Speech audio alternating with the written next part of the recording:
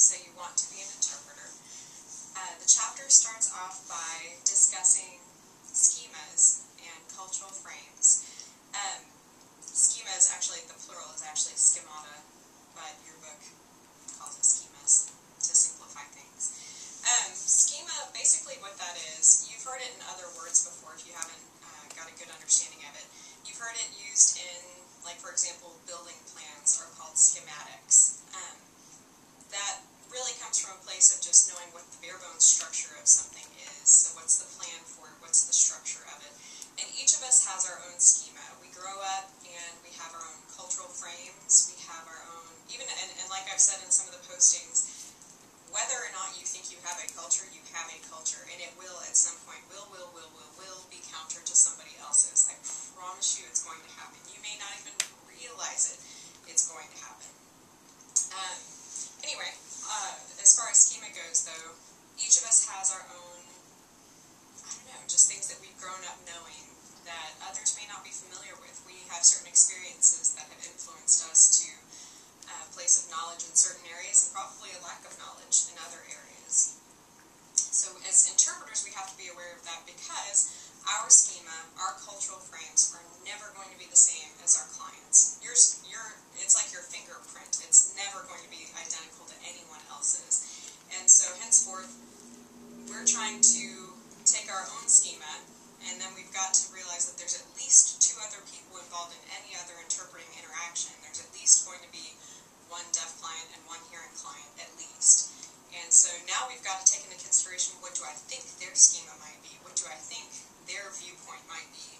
And it's a very difficult job. Interpreting is not easy, or everybody would do it. Anyway, your book discusses different kinds of worldviews you might have. If you look at the different PowerPoint slides, the second slide talks about physical worldviews. And the book discusses how that could be gender, it could be the way someone dresses, it could be their age, their body shape. It could really factor in quite a few things. And, you know, I'm the type of person that I really don't judge a book by its cover. I know very good and well that just because somebody's all glamored up doesn't mean that they're not slumming it, and vice versa. It doesn't mean that they've got their life all together. I've learned this very, very well. However, we just kind of, in our brains, we jump to these conclusions of people when we first see them. And as an interpreter, the honest truth is you have to. You have to already assume, when I first meet a deaf client, I don't know anything about them other than what I can see, their physical appearance. And so I automatically have to make some assumptions, unfortunately.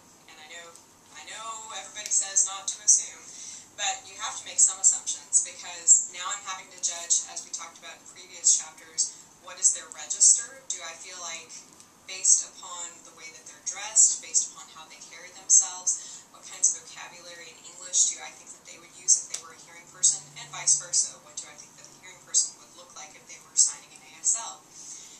And it's very difficult, but you do have to look at some of those factors as far as how are they dressed, what do they look like, those kinds of things, their age, all of that. Another worldview perspective is based on psychological aspects, and your book describes this as looking at people, trying to see if you feel like they're curious about the world, are they insecure, do they seem full of themselves. There's a lot of things that you kind of have to look at when you're trying to interpret for people and decide, am I going to sound timid when I'm saying this? Should I sound timid? Maybe I would be timid if I were saying this, but they seem very bold in the way that they're stating something. I really have to factor all of that in whenever I'm making an interpretation, so the psychological aspect is very important.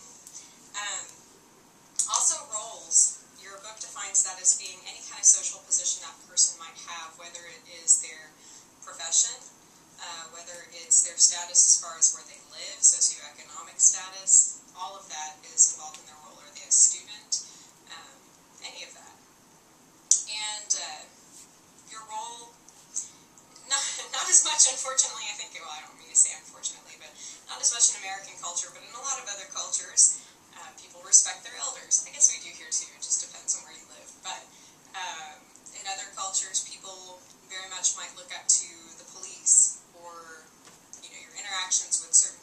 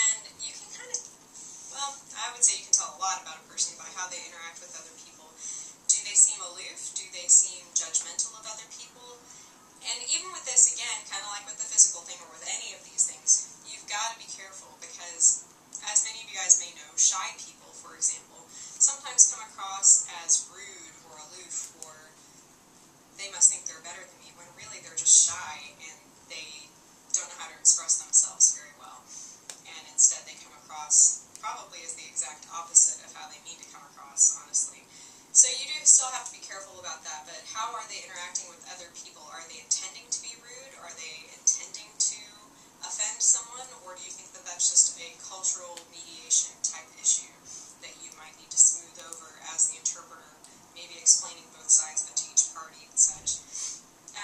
Definitely something to consider. Next, it talks about membership. Membership can be what church you attend, what synagogue you attend, what political party you're a member of, any of those types of things. Even gender could be a membership. I certainly feel like it's a membership.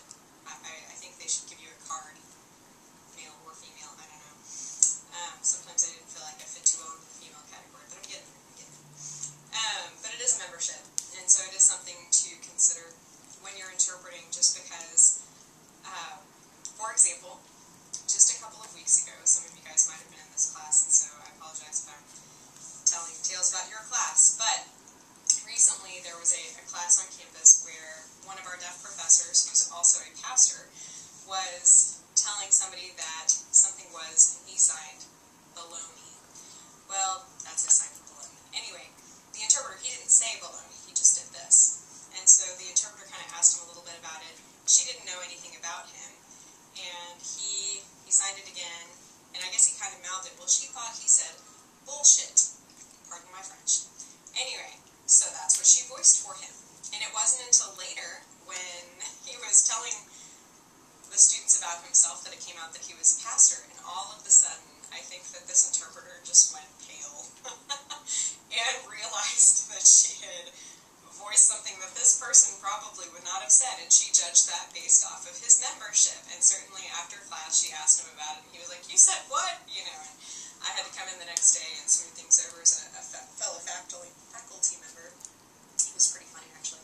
But we make mistakes, and you know, that's what I told those students, and that's what I told the teacher, and I told the other interpreter that, for that matter. I was like, you're gonna make mistakes. We're going to judge incorrectly sometimes until we find out more information. You don't always have that information to start out with, and so she shouldn't feel too badly about it.